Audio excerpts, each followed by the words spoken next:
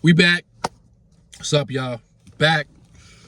It's been a while. It's been since what, Christmas? But we back again. Just a couple of things that's been placed upon my heart that I need to share with y'all. Do I still like the post office after 3 years? Yeah, I do. But I see the ins and outs of it as a career. I'm not gonna lie. I'm gonna be very honest, and that's what I do when I train people. I be very straightforward. I'm not gonna sugarcoat anything. I'm gonna say, yeah, this is what it is. This is what it's not. One thing that I've come to find is during orientation, instructors and people holding the orientations be holding back a lot of information. Now, I'm not sure as to why they do that, but it's kind of like a gimmick to me how you can hold back certain details and information about a job. For one, management's not aligned. I'm talking about upper management, lower management. This management as a whole is not aligned. Most times in most jobs and corporations, there's a little bit more of unity as far as management is concerned. I will say that I'd be so much as straightforward as this. Hey, did you quit your first job? Yeah, this is like one of them jobs you gotta kind of get the feel for it. It's not like okay, boom, let's go. I'm gonna get it the first week. No. Will you get it within the first 3 months? Because that's the time that's really gonna test you. Getting through that first threshold of hurdles and scheduling and the amount of hours you gotta work, the amount of time you gotta spend away from your kids. Can you handle that? Can you do that part?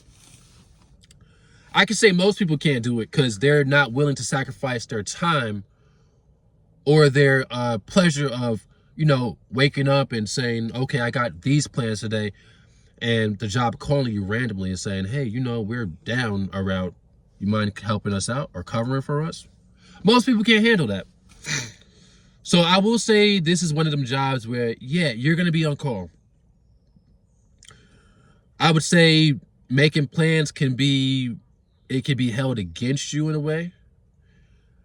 But I'm not going to say like it's one of them jobs where you cannot make a career, because this is a job, yeah, if you stick in there long enough, you can make this job a really, really good career.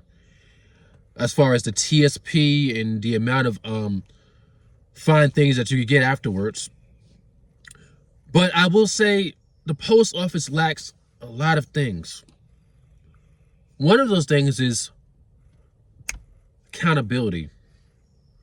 Accountability with the post office can be like, okay, let me show my team members some love. Let me show my employees some love as far as showing them like, okay, I really appreciate you guys. I've been in management since I was, 22, 23? And I could firmly say the way that the operations ran here is not the best. Certain things that I see, I'm not willing to point out because it's like, okay, dude, this is common sense. Like, it's hot outside. Where's the water? Or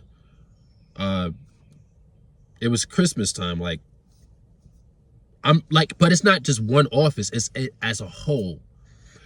And I'm noticing like the amount of thank yous, not even the thank yous, but just showing gratitude to your employees that spends day in and day out delivering the mail and making sure that everybody else is happy.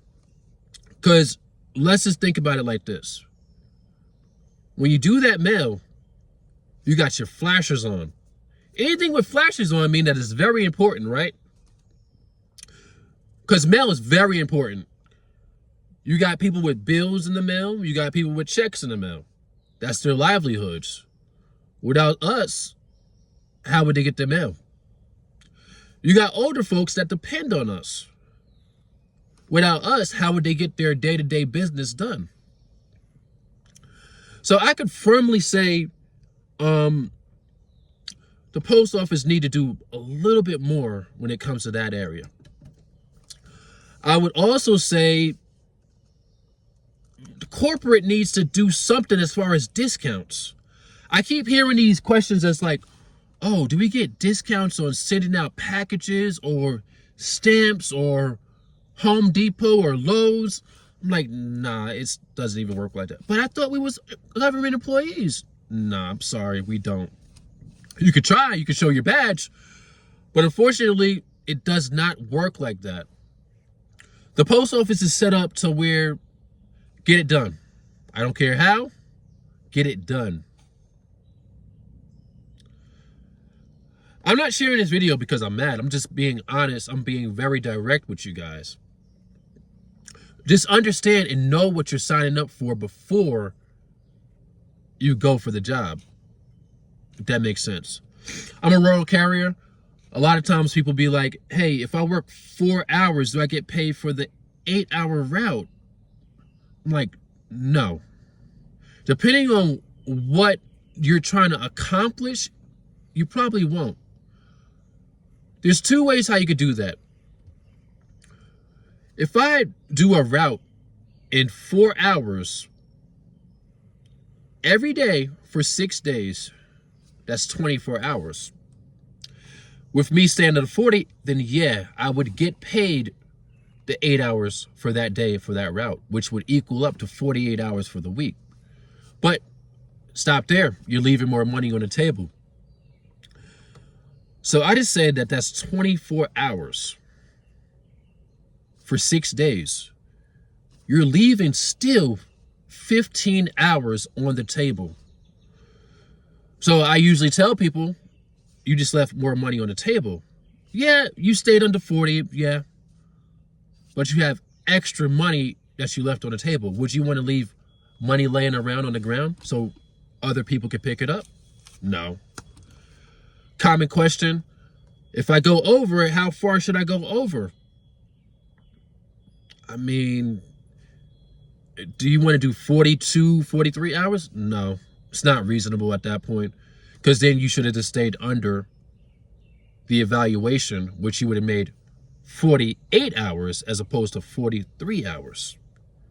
So if you're going to go over, find out what else your office might need help with.